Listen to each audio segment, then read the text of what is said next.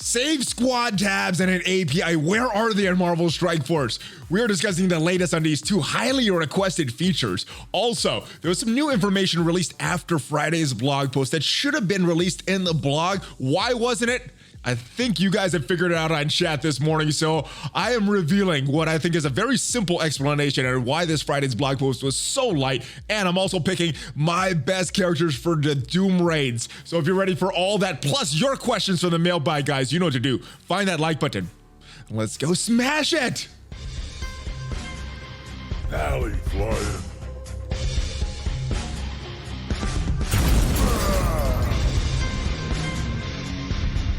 Well, hello there, Valley Maniacs. I am ValleyFlyin. I hope you had a great weekend, and I hope you're ready for all the Marvel Strike Force details that we're talking about in this video. Save squad tabs, API, nowhere to be seen in Marvel Strike Force. Well, not the save squad tabs. There's a little bit of the API. We're discussing that. Also, the very simple explanation come up with the Valley Club this morning on the stream as to why the blog post was light and maybe light for a little while. And I'm also picking the best characters for the Doom raids and a lot more of your questions for the mailbag the mailbag channel on the Discord. And if you haven't already joined the Discord, make sure you join that. But without further ado, let's pay some bills and give a big shout out to the sponsor of this video. I want to thank the sponsor of this video, Skillshare. And if you've been following my channel for a while, you know I'm a big proponent of learning new things and improving yourself. And if you're into these things as well, luckily for you, there's a massive online learning community called Skillshare where you can learn exactly what you want, when you want it, because our classes are structured in a very easy to follow lesson format. Like this class, for example, about advanced video editing from YouTuber Jordy Vanderput.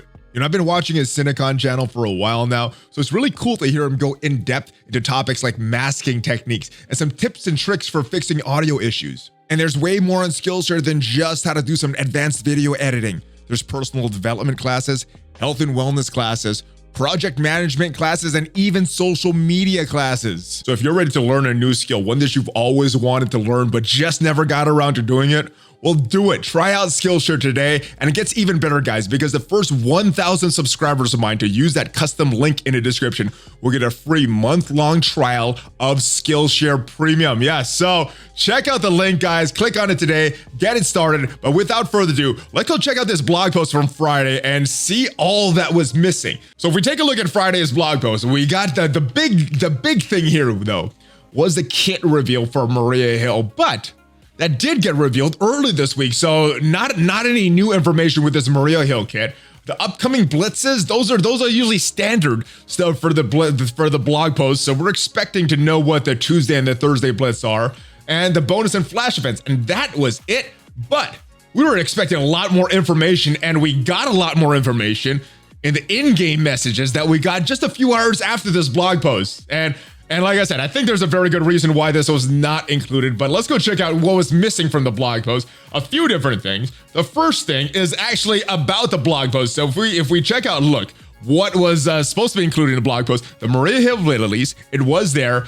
What was exactly data mined about this Blitz Store update, which I guess was supposed to be in this blog post, for some reason was delayed, not included in the blog post, but yes, so we still got this in the data mine and weekly events, so we did get that. Now, other things that we did get a few hours after the blog post in our in-game messages that should have been included was the first one right here. Captain Sam, he is gonna be, unfortunate as is, a Strike Pass release character. Yeah, so as if the community wasn't happy about Silver Surfer and Polaris, here's our next one, Sam Wilson. Let me know if you're happy or sad about this. I guess just everybody's gonna get 50 shards, which is less than blitzing, but some people prefer this to blitzing. I prefer blitzing over this. I think it gives players more shards, but for better or worse, that is his release method. Also got the information that was data mined about Mojo's Mayhem Season 8 going live with Bishop being the featured character. And of course, it did go live and he is the character. So if you've been playing this game this weekend, you knew that. And we also got the information about the sweepstakes that was mentioned in the previous blog post. Still not included in last week's blog post, but some good stuff here, guys. All entrants is gonna get guaranteed to win 5 Red Star Orbs, so that's good. But some 11 people, the grand prize winner, the second prize winner, and then, or not 11, 101, 80 of the runners up, 22nd prize and 1 grand prize are going to win some pretty good stuff. 20,000, 10,000, and 5,000 power cores respectively, plus some pretty good stuff. So enter this, guys. At the very least, you're going to get some red star orbs, which may just be nothing, but at least you get that. And maybe you'll get all that crazy stuff in the blog post. But that is it. That is what was missing, guys. We got this information just a few hours after this blog post, and I think the explanation was very, very simple. You guys revealed to me, Zeke's is gone. Zeke's used to write the blog post. Cerebro's writing this stuff now, in addition to doing his normal job. So yeah, we may be getting some very light blog posts in the future, unfortunately, but hopefully Zeke's position gets filled very, very soon. But that is it. That is it for what was missing from this blog post. We were wondering about all this stuff, why we didn't hear about it, and I think the explanation is exactly what you guys gave. Very simple. Zeke's is gone. So hopefully she gets replaced soon. But without further ado, let's go take a look at your questions for the mailbag, guys. The first one starting off this week comes from Velvet Thunder. Hey, ValleyFlyin, first question ever here. Thank you for leaving it, brother. My question is, some characters I can't get to tier 15 due to gear, especially the 13 uniques. Yeah, there's still a very big bottleneck. They did a good job of easing up some of these origin trait restrictions with these new challenges that they put into the game, but still, the big bottleneck was not those 14 uniques, or even the 15 uniques, especially with the Armory 14 and 15 orbs. It's those 13s that you're talking about. Those, and I always use the same, the adamantium, the alien spores, those kind of things. Those are what is a huge bottleneck. Is it worth taking a character to level 80, even though I'm maxing their tier out at, for example, 13? So you're getting a few different things by getting their level up. One of the big benefits of level 75 is the ability to get them to gear 14. One of the big benefits of level 80 is to get them to tier 15. That's going to add a lot of stats to them, but that's not the only thing it does, because just by increasing their levels, they're getting some stats. They're getting more damage. They're getting more health. They're getting stats. They're getting their stats increased. So you're getting some benefit. It's not just getting the tier up. Obviously, with those gear tiers, you're able to enter more content like the Dark Dimensions, but just by leveling character up, you're making them stronger. So if your intention is to just make them stronger, then do it, especially if that's a character that you're using a lot. You're not going to get them the gear because of some of the bottlenecks in the game, but you'll make them stronger, and that's a good thing. If you're trying to get into Dark Dimension 4 or 5 or 3 or one of these that have these restrictions based on their gear tier, then yeah, I don't see the benefit, especially if it's not a character that you're going to use long term. So maybe wait on until you get the gear 15 for Dark Dimension 4. But yeah, you're going to get some benefit. So it really, this question really depends on what you want to do with that character, what your intent is, what the rest of your roster looks like. So unfortunately, this is not a cookie cutter answer, but hopefully I've given you enough to consider and help you to make a decision if you still want to bring that character up, even though there still remain at gear tier 13. Hey, Valley, when Bishop first came out, I thought that he would end up going in a hard to farm location like a pre-milber. Now that we have Surfer, Kestrel, Infinity Watch, and the other way overpowered characters, do you think that is still the case? Probably not. I think Surfer and Kestrel are going to be the two hard to farm characters, but they still may make Bishop very hard. If we look at the symbiotes, they've kind of fallen out of the raid meta. They've been replaced by the Axeman, but there's still no real viable way other than randomness of orbs to get Symbiote, Spider-Man, and Antivenom. There's no way to get these characters. They're gone. So the symbiotes are not, you're not able to get all of them. So I don't know if they're gonna make it you be able to get all of the Axemen. The Axemen are slightly better than the symbiotes as far as a raid team. You got Jubilee, that's a legendary, so that still makes it hard to get. Bishop, who knows what they're going to do with him. It's definitely going to be something after this battle pass, though. And if that holds true, where he should end up is that Arena Orb, and then moving all these characters down, and then Red Guardian gets at a normal rate, and then Scream, and whoever's the other character, who's in there now, Shatterstar should be at the increased rate. If that trend holds true. They didn't say that is a trend, that's just what they've done so far, so that may or may not be the case. But yeah, I think they may make all of them hard to farm. You know, I think they may make Bishop hard to farm, so you can't complete that Axeman team. Silver, Surfer, Kestrel, just because they're good, and then obviously keeping some of the Infinity Watch back. They already have Gamora and Nebula easy to farm, so I don't think they want everybody easy to get. So yeah, I think they're gonna make it all hard. So hopefully I'm wrong on that. Hopefully it's easier for people, but just the history of Scopely, that's where I'm leading. That's where my mind is going right now. All right, good question. Quick question. Going back to the 2021 first half preview back in February. they talked about save squads. Since the second half preview has yet to come, did they forget about this? Well, technically, they mentioned it. They never gave a date or an estimated date, or at least what is on there now. I don't know if they changed it. We could go back and look at some of the older videos to see what the exact wording was when this was released. But they talked about it here, and having a list of save squads, multiple tabs associated with this. They didn't mention a date though. While that larger feature is being worked on, we plan on adding more save squads in the next game, and they did do that. So they did what they say they're gonna do. They're steadily rolling out improvements to this. They didn't mention any timelines though. They just said it's requested. They're working on tabs and no date. I was hoping it would be sometime before the late 2021 blog post came out, but yeah, obviously not. Obviously not. It looks like it's coming out sometime this month, and it doesn't look like the next update is dropping until the August. So yeah, it looks like they might miss the 2021 blog post. So yeah, unfortunate. But it is what it is. That's what it is. So I don't think they forgot about it. I think it's just taking them a lot longer than they originally had hoped it would take.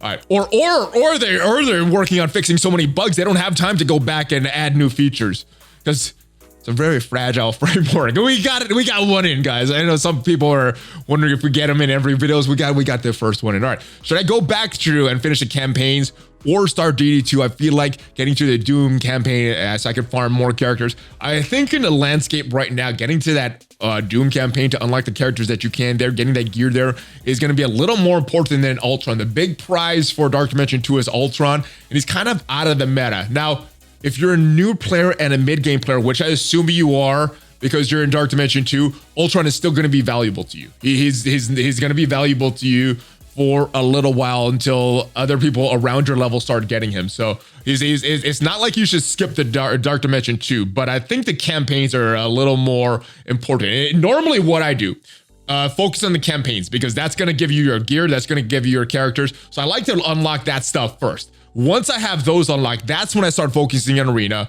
and the raids. Challenges are kind of like the campaigns as well, because once you get that 3-star in them, you never have to do them again. So you just get the 3-star and then you're just farming for the rest of your time there. So I would focus on that. Also start to focus on some other characters in the background that should get you through Dark Dimension 2. The lucky thing about Dark Dimension 2, you actually only need 5 characters. You don't need to have different traits like with 3 and 4. So work on both. I think your big priority should be the campaigns, but also start to work on your characters for Dark Dimension 2 in the background. So I don't think you should be one or the other. You should prioritize more, in my opinion, the campaigns, but don't neglect Dark Dimension 2 while you're working on building up for the campaigns. All right, what is good, brother? Hope you're surviving this heat wave that seems to be hitting everywhere. I'm surviving. We're staying inside. Our electricity bill is up though, but we're staying cool. We're trying. I don't know if it really hit Texas too much. I mean, when we're in Colorado, it's pretty bad, but yeah, it doesn't seem that bad, or maybe, I don't know. Anyway, I hope you're surviving. I hope anybody that has a lot of heat wherever you are is doing well in it and is adapting pretty well. All right, so I've been thinking about the teams that we could see in the future. As a fellow Hulk fan, what would you like to see out of a Gamma team? Even if it's the only 4-person team, I'd like to see Red Hulk, Abomination, Hulk rework, and either Red Hulk, She-Hulk. I think there's a lot, and or Red She-Hulk. Oh, She-Hulk or Red She-Hulk. Okay, I think there's a lot of potential for a unique implementation of charge mechanics. Maybe even introducing Leader, making him similar in some ways to Doc Ock. How would you design a Gamma team? I don't know about the design. I don't want to think too much into kits because Scopely goes in some crazy directions. But as far as characters, all that you mentioned, I like all of them. I'm not too familiar with the Red She-Hulk, but I wouldn't be mad, especially if it came along with a She-Hulk rework to take her off of exclusively a war defense team and give her more viability in other game modes. I would like to see, this is definite, Hulk normal size. This mini Hulk in the game, it's just not cutting it for me. So I want a normal size Hulk. Give him a rework, a little bit more of a rework. Yes, he's good. He's better than he was. He does have some of that fear that was missing from him before, but he could be even better, especially with that size. One character that, in addition to Leader, I also like Amadeus Cho. He was in Future Fight, which is how I'm familiar with him. There's a lot of other characters that you guys have mentioned, such as A-Bomb or anything. All of those characters I'd be happy with, but as long as it came with a She-Hulk, some use for her off of war defense, and Hulk his normal size, and make him a little more scarier, I'd be happy. I would be happy with that. You know, it doesn't take much to make me happy. You know, we've had a mini Hulk in this game for so long. Just a normal size Hulk would make me happy. But in addition to these characters, Amadeus Cho would be someone I would want to see in the game. On a similar note, are there any wishlist characters or teams you personally want to see? I'd love to see Beta Ray Bill or Nova. Curious to see how your thoughts of what you had creative control over MSF. Well, obviously some of the bigger characters that people were requesting, like a Professor X, a Gambit. Some of these other characters, I can't think of them off the top of my head. Spider characters, a Spider Woman, a Spider Gwen. Those have been characters that I've been wanting for a while. They're releasing a lot of the characters that I want. So more mutants, I would be happy with. More Spider-Man characters, I'd be happy with, because those are the ones that I watched a lot growing up. I read the comics growing up. So Spider-Man and X-Men, those are the heroes and villains that I would want to see as far as that. And as far as specific teams, doesn't matter, but just more of those characters from those two universes would make me happy. All right, hey Valley, I've been following your content for close to 14 months now. Great work, brother. Keep smishing. My first question on your channel: will they ever add something useful in the Blitz store? If yes, then on what patch, 6 or 7? There is something useful in the Blitz store. Gamora is in there. Arguably, on an Infinity Watch team, she is one of the best characters, if not the best, definitely a top 3 character in the game when she is empowered Gamora. So there's something useful in there. It's just, you know, most people have her already, and if you've been playing the game for a while, built her up, and there's not. I'll give this. There's not a lot of meta changing characters nowadays. There's some useful characters in there, like a Strife, Ant-Man for that Jubilee unlock, but there's some value in there. But I think the good, real awesome character in there right now is Gamora. Will they do it? I don't know. They're talking about changes coming to the Blitz store. Hopefully they're positive changes and not like changes to the Arena store, but it looks like something is happening to the Blitz store, especially with that in-game message that we saw that it was released. It was a data mine earlier, but as of Friday, it was released in the game. So maybe the Blitz store changes are confirmed now. Second question, they have name chapter says hero, villain, mystic, cosmic. Why not add some new chapters as mutant and tech? I think it would be fun. But I think instead of what they did for that, I think they changed the raids. They changed the Doom raids and made it like that. Because if you look at what they did to campaigns, they had a chance to add a mutant or a tech section. They didn't. They added Doom, which allows all your characters. And then they have the Nexus. So I think that was just some mutant and tech stuff that they had in the, villain and mystic stuff that they had in the beginning, and the cosmic. But I think what they're doing now is making the campaigns a little more all your characters could enter, and then focusing on other content like the raids, and maybe some cool thing we're going to see in the late 2021 blog posts. Maybe something in that will allow us to use more of our characters and focus on the tags. But I think they've gotten away with that. They haven't updated that stuff for a while. Other than the Doom raids, they haven't really updated that in a while. Or they have added chapters as well, but they haven't added like big nodes other than Doom. So I don't think they're gonna go back and add this. I think they're moving forward with the content that they're adding. Greetings from Detroit Rock City. Greetings from the TX, brother. When you're assembling Blitz squads and have 1 toon left over, it's obviously AIM Infector that will be on the bench. If you have 2 left over, AIM Researcher will be joining him. Who do you think are the 3 and 4 worst toons in the game now that Night Nurse is good again? All right, so I'm gonna even say that the AIM is not the worst characters in the game, because you could have made an argument back in the day when AIM got their rework. Researcher had value. Infector, I didn't like him, but I know there were some people that had preferred him on their original 5, but they did have value. So I'm not gonna say they're the worst characters in the game. If you wanted the worst, I'll give you 3. Ravager Bruiser, Ravager Stitcher, and Ravager Boomer. All of them. Bruiser, Boomer, all the Ravagers are bad. They've never had a real use in the game. So yeah, Ravagers. Ravagers are 1, 2, and 3 for me. So that's my pick. Let me know if you have other picks though that are worse than the Ravagers or worse than AIM. Very curious to hear them. It's probably going to be some minions though. Hey ValleyFlyin, any tips on beating Infinity Watch with Doom as the 5th? I'm using Infinity Watch with Kestrel. Well, normally I would say just ability block Doom with Adam Warlock, but you're not using Adam Warlock, you're using Kestrel. So I think the big thing with this is just going to be to watch the health of Dr. Doom. If you're dropping him below 50% health, you need to watch his speed bar because you know he's getting that speed bar right there. You want to make sure that he doesn't have his ultimate. You don't have any ability blocks with Infinity Watch and Kestrel. So watching his turn meter and then going after him, taking him out as the 5th. And then Phyla-Vell is another target to go after. If you're trying to slow play and not really attack Doom so he doesn't go below that 50% health, Phyla-Vell is the one that I would work on first. Nebula is another good one because she doesn't have all those assists. And Moondragon is good because she only dies once. Plus, she removes positive effects off of your team. You're not going to have that safeguard there, so she will remove it. And then she applies a lot of defense downs to your team as well. So Moondragon and Phyla-Vell you could go after while you're waiting for Doom's cooldowns to get up. Another tip. Try this matchup in real-time arena to work on the turn orders and everything like that. But yeah, just watch the health of Doom, watch the speed bar of Doom. Those are the two most important things. Once those are set up, then go after him with all you got with that Kestrel ultimate and the Gamora basic, all that stuff. I mean, the Gamora basic, if you have her strong enough with a very strong Nebula, that could one-shot Doom. So that's another thing you could use as well. So just make sure his health is right below that 50% health. Basic Gamora gets the assist from Nebula. That's another way to kill him. There's a few different options, but those are some tips.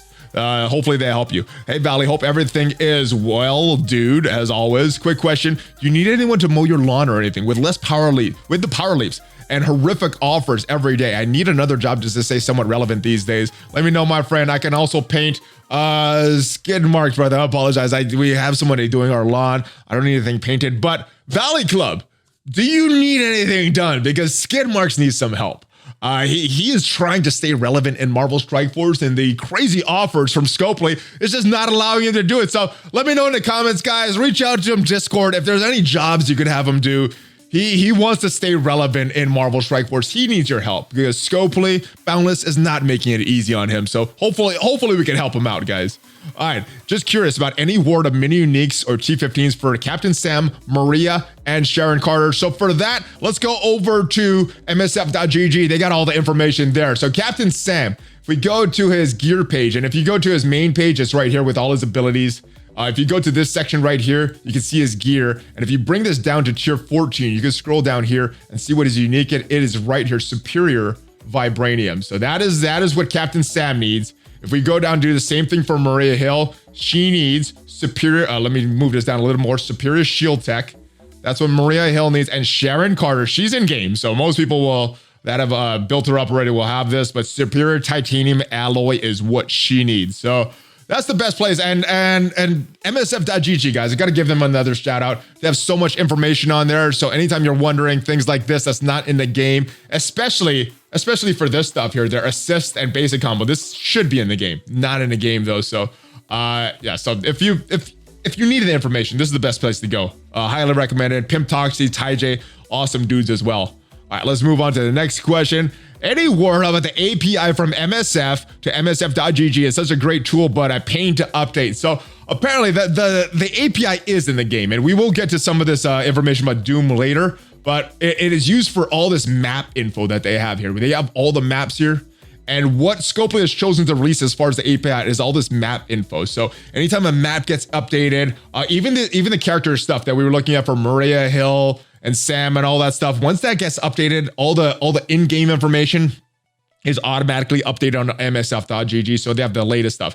The thing that everybody wants from an API, which is all of our roster information uploaded to here, that's not implemented yet, but hopefully that will be implemented soon. If we go to the early 2021 blog post where they talk about that, they talk about the API, because it is implemented. It's just the best place to get all your roster information right now over to msf.gg is with the Mantis tool. Yeah, it's a very, very good tool. I use that, especially when I was running for DD4. I needed to know my roster up to date a lot more at that point. Don't need it as much, so I'm not doing those uploads all the time, but Mantis is a very good tool to do that automatically as far as your roster information. But the API, this is the latest that we have.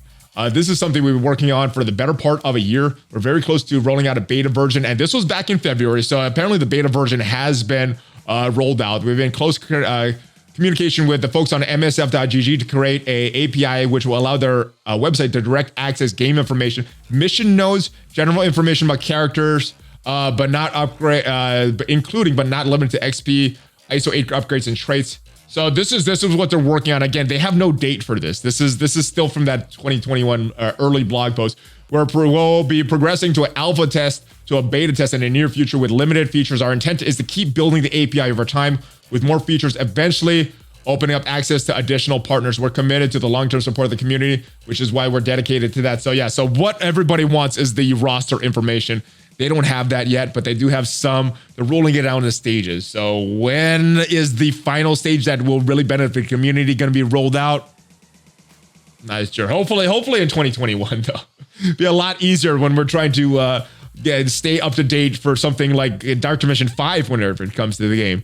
So, hey, Valley. So apparently my alliance is getting poisoned by the too many different time zones problem. We're getting stuck at 99% of the time in most of our alliance raid. Solution could be an assist feature. All right, so before we go over this, organizing the raids at the same time, letting people know that has helped some of the alliances that I've been in the past that have different time zones. So trying to get the raid going at the same time, and then setting expectations of your members. It might not be a time zone thing. It just might be that a lot of solid players quit, and that's what you're left up with. So I don't know. Hopefully Scopely improves this game. They make some changes and get people playing again and not quitting. We get better members of our alliance. But yeah, as far as the time zone thing, just being consistent with the start times and setting the expectations has helped alliances in the past. But of course, I'm not a leader. I don't track all that stuff. But that's just some stuff that I've noticed. But yeah, solution could be an assist feature if you're on Strike Team 3, but a couple of nodes are missing on Strike Team 1. Normally, you wouldn't be able to help them out. But what if you could? I would like that.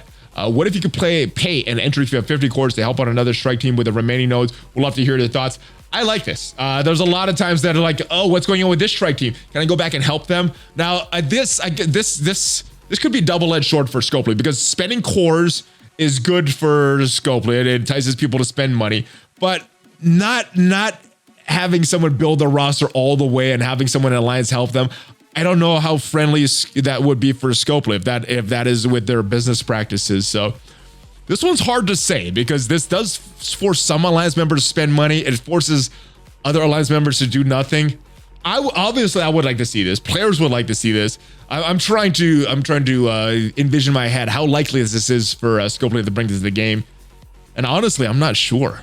All right, hey Valley, love your content, especially news update on Wednesdays, how you've turned orb openings to a family affair. Keep on being awesome. That's the one good thing I love about new characters coming to the game. You get to do that with the with little A and little G and open them, and it's always a fun video. No matter if we have some good or bad pulls. Am I crazy? Is it weird that Maria has almost no synergy or with Shield, or at the very least Nick Fury? I mean, for goodness sake, her passive is Fury's right hand, right? Your thoughts? Yeah, you're not crazy. She has very little, if any, synergy with Nick Fury. If we go into the game, especially the move called Fury's right hand, especially since that in the MCU, she's always by Samuel L. Jackson.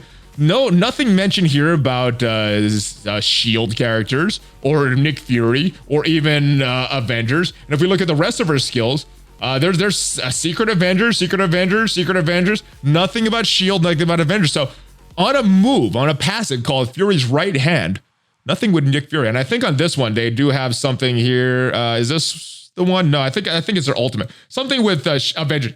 Yeah, Avengers and skill allies. This is a synergy with Fury right here. Clearing negative effects from all Avengers and skill allies. She'll clear negative effects. And with the T4 all the way up here, she'll clear all of them. So little bit of synergy, not none, but yeah, you're right. Almost none with Nick Fury, which is very disappointing. So yeah, I don't know what they're thinking. A lot of times when they remove traits or don't do certain things in the game, it's for balance reasons. So I'm assuming this was for balance reasons, because kit wise, like thematically, she deserves to have some synergy. If not with Shield Trooper, with Nick Fury, not with the Trooper. All right, what's your favorite part of how diverse the arena meta is? Oh man, it is so diverse. There's so much diversity in arena. Let's go look at it. Let's go look at my arena shard right now. All right, so we got some diversity. We got an Adam Warlock on this side here. We got an Adam Warlock on this side. We got an Adam Warlock on this side. We got a Doom here. We have a Doom here. I mean, yeah, there's a lot of diversity, guys. And I think my favorite part is how all the battles are different. So I guess this is a partial Infinity Watch team. This is a full Infinity Watch team. It looks like some people are taking out some characters for Doom, Moondragon instead of Doom, and I don't know if that's harder or easier to fight on defense, but yeah, lots of Infinity Watch characters. I like the diversity. People are placing them different. We got a 159 Adam Warlock, a 133 Adam Warlock on a 126. That's super different. I don't know what people are saying that the arena is all the same, guys, because mine's look at these character rankings and the placements, so different. I don't know. It's some craziness about arena not being diverse. But my favorite part is how all the battles are so different. That's what I like about the diversity in the arena meta, guys. Please show us your current war defense teams. All right, this is not going to be that impressive though, guys. I moved to a casual alliance a few weeks ago, so yeah, this is not as impressive as maybe a more competitive War Alliance defense would be, but as we load this thing, let me show you how. And I'm trying to stall for time as it's trying to load up my defense here because I don't want to flash too much. And we don't have a war. We're actually in the Tuesday war timing. So here we are. Right now, I am in the cargo bay. I don't know if that's how it will be when we start the war tomorrow, but this is where I am right now. Aim. This is not a very good team. This is not very good. This is okay. I got Squirrel Girl in the spot for Mysterio, just so Axeman and Symbiotes don't counter it as much, but there's a lot of teams that could counter this.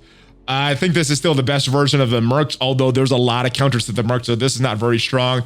Recently put Captain Marvel here. I had Iron Man in this spot. I had Black Widow in this spot. Black Widow's on Skilletary now, the military skill, along with Yelena and Red Guardian, and that was a good movie, guys. Let me know your thoughts if you saw that movie. Without any spoilers, I don't know if everybody saw that movie over the weekend, but yeah, so using this team here now, Heroes for a Hire, haven't put too much into them, but they'll make you use a meta team. So we got the Marauders, the Marauders here. They are very beatable. A lot of punch-ups against this team now, and then the Doom X-Men team. I know a lot of people use the Brotherhood Doom team. I still use the Brotherhood though against some weaker teams, but that is it, guys. This is a casual War Alliance. It's not a hardcore War Alliance anymore, but that is my D for better or worse. Let me know your thoughts on it, guys, and let's move on to the next question. Valley, what is the difficulty between Doom and Doom First Strike? So we were in Doom First Strike. We're doing pretty well on that. That actually seemed easier because of the non-ISO 8 restrictions. We could take in a few other characters.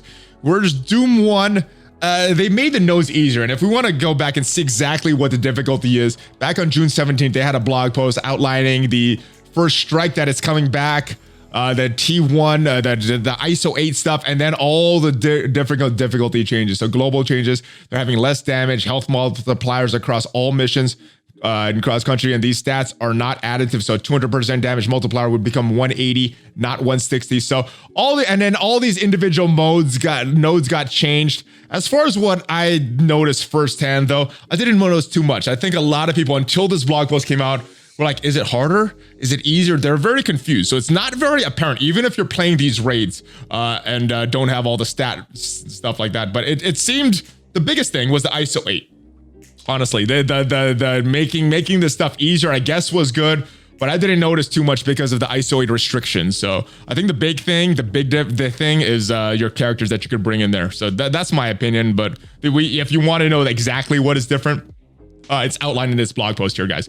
All right, so next question. Valley, I love your content. The fact that you put out positivity in every video. I try my best. The question is less positive, but I feel important. Do you find it disturbing that the game encourages players to play 8 rounds of Blitz at 2-hour increments if you sleep from midnight to 8 a.m. and start blitzing the moment you wake up, and every 2 hours after? It's impossible to get done before 10 p.m. I don't know why any human would encourage another human to engage in such behavior. Why can't we have shorter cooldowns or less rounds or both so we can actually live our lives without impeding game progress? Really hoping Scopely can do something about it. So so remember, 8 rounds is the limit that you can do. I know a lot of players are hardcore. They want to go up to the limits, but Scopely is not saying you have to do 8 rounds of Blitz. I don't know if I would go so far in saying they're encouraging it. they do allow the hardcore players to do it, but I think that was a response to limit the amount of rotations we could do because of the botters, the people that were using blitz spots to go rotation after rotation after rotation. So I don't know if I'm very disturbed by this, honestly. Let me know if you guys disagree with me or agree with me on this one. I think you know, it's players' own jobs to monitor their own sleep schedule, their own schedule. Some players are able to do this, some players aren't. And if you're not able to do this, I don't think that you should ruin your sleep just to get a few extra points in blitz for some code lines of game on your phone. I don't think it's that important. You know, as much fun as it brings. Don't just because you can do 8 doesn't mean that you should do 8. So I'm not as worried about this. I'm not annoyed by this as much. But I don't know. Let me know what reasons you would be annoyed by this if you guys are. My alliance is starting to attempt to doom raids. I was wondering if you could give your top 5 recommendations for each origin trait. Thanks in advance and keep pumping out great content. All right, this is gonna be fun. We're gonna go to my roster. We're gonna go in game. We're gonna check out each of the stats here. Let's start with the first one that I'm on, and let's do this just because I'm on the Doom. Let's start with bio. So my first section that I'm on, because I'm on the far left lane, is bio. All right, so obvious is right here.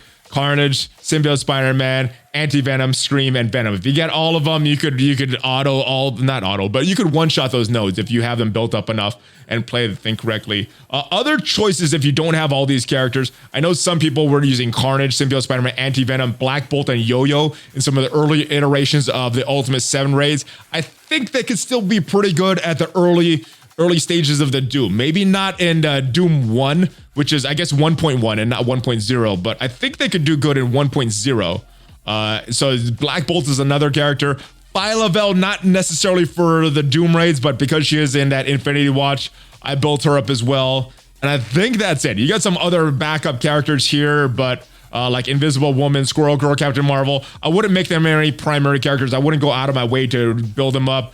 Cull, I don't think he's necessary as much nowadays. So symbiotes, and if you want to go outside of symbiotes, you can't get all of them. Go Black Bolt and Yo-Yo. Without that, the Doom is going to be pretty hard. I don't think it's meant for to do without symbiotes. Next on that side lane is going to be skill, and we got a lot of great characters here. I think Kestrel. If you had to bring one character, it's going to be Kestrel. Obviously, you could go Secret Avengers. You could go Sharon Carter, Sam, Maria Hill when they come out. They're not out yet. We don't know when they're going to be farmable in the traditional sense. And it may be a while for Sam Wilson, considering that he will be a Strike Pass character. But Red Guardian, there is Moondragon, Night Nurse that is very well. That works very well together. Zemo is obviously a top choice. Gamora is a top choice, but I have to limit it to 5. If I had to pick my top 5, because I like the healing of Moondragon, I like the healing of Night Nurse. If I had to limit it to one healer, I would go Red Guardian, Zemo, Gamora, Kestrel, and I think Night Nurse, just for the healing. Moondragon is a little better overall. She does some damage, applies that defense down that works really well with Kestrel. And maybe it's because my Moondragon is so low that I would prefer Night Nurse over her. But I'd go Night Nurse. But if you went Moondragon instead, I don't think you'd be that wrong there either. So that's the skill. Let's move on to tech, because that is the next node on that far left lane. And this one is a pretty simple selection. You got Kestrel. Doom is very good. I would bring both of those. Those are double tag characters. Ock is also another strong character. Minerva I like better than Ghost and Shuri. So as a fourth, excuse me, Minerva would be very good in this team. I feel that her passive has helped me a lot more than anything that Ghost or Shuri has done. Shuri, I don't have her at the gear tier 15, but when we were in First Strike, I was using her. The defense up was nice, but I felt her healing wasn't coming out enough, like some other character, like a Minerva, someone. So if you have a lot of support characters, support ISO 8 that you want to build up, you could do Shuri, but it wouldn't be my recommendation. And as far as backup characters, I think Shuri is a great backup character. If you already have a primary team and you're just looking for other characters to help you out, make it a little easier, Shuri could do that. Falcon could do that. Ultron is probably the best replacement for Doom. And then Nebula, I wouldn't bring her up for the Doom raids, but because the Infinity Watch, Nebula might fit in as well. She doesn't work very good in the raids. So my top 5 in this section: Doom, Ock, Kestrel, Minerva, and probably Ghost. Probably Ghost in this section. All right, let's move on to Mystic, the next section here. And all right, I'll tell you the team that I'm using in Mystic, and it's a pretty decent team. Could one-shot a lot of the nodes. Still having trouble one-shotting the last boss node, but Thanos, Maw, very, very good characters. They work very well together. The energy distribution from Thanos, the drain and the speed bar fill or the stealing from Maw. He has high cooldowns, but when that comes around, very, very good. Silver Surfer, obviously a very important character. Awesome kit. And then Doom. And then as far as the fifth, Hela works very well, especially with Greg. And Greg's going to reduce the speed bar of the enemies. But I built up Adam Warlock. I think he's a great character, not specifically for the Doom raids, but because he's going to get value as a part of that Infinity Watch team as well. And if you had to build other characters up, there's not a lot of great characters in the Mystic section as far as healing. What you really need is healing. And who does the healing? Maw does some healing. Hela heals herself. Silver Surfer heals herself. Not a lot of healing for everybody else. And I think Warlock may be doing some stuff as well, but yeah, it's not you got to survive the Mystic section. So if I had to pick my tops, I would go Thanos, Maw, Doom, Surfer, and I think I would go Hela over Warlock. But I built up Warlock because of his value on the Infinity Watch team. And then last but not least is that mutant section, and you got a lot of great options here. This is the last node, so I don't go to this very often. But you got the Axeman. Works very well on the non-boss nodes. You have a Sinister Emma and Dad Bros. They work very well on the boss node. But I think what I'm going to do is going to go, because I heard this works on Doom 1.1. Haven't been there, but this is what I've heard works well. So this is the team that I'm building up right now. We have Sinister. We have Emma built up. But what we're going to do is we're going to go 3 of the Axemen. So Jubilee, Bishop, Beast. And we already have the Dad Bros built up. I heard that is a very good team for Doom 1.1. So this is who I have. That's what I'm going to try out. I haven't tested them, so take that recommendation with a grain of salt. But hopefully that helps you, brother. I like themes like this. So hopefully these recommendations, you could build some of these characters and they help you and your alliance in these Doom raids, brother. They are pretty challenging. Hey, Valley, I feel that Skeleton team got skipped by lots of people. I saw them take on Heroes for Hire, even with Kestrel. That's pretty impressive. Did they win?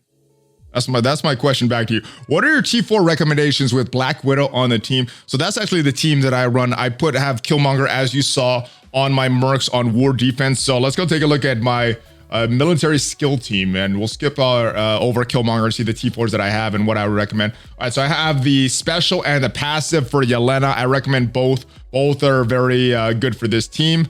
For Red Guardian, I have the passive, special, and basic. You could go ahead and skip the basic. I think the passive was one of the more important T4s for this team. But yeah, if you want to skip the basic, I noticed I was using the basic a lot in the raids. So yeah, if you're using the basic a lot, you can. If this is more of a luxury one, I wouldn't recommend this one. But the special and the passive, I do recommend. The Black Widow, also the special and the passive, does some very good stuff with that as well. Punisher, the special and the ultimate. Now I did the passive. I don't recommend the passive. That was done way back in the day when he was on the Defenders. So it was a good one if he's on the Defenders. Not as required for the skill military. So you don't need the Punisher passive.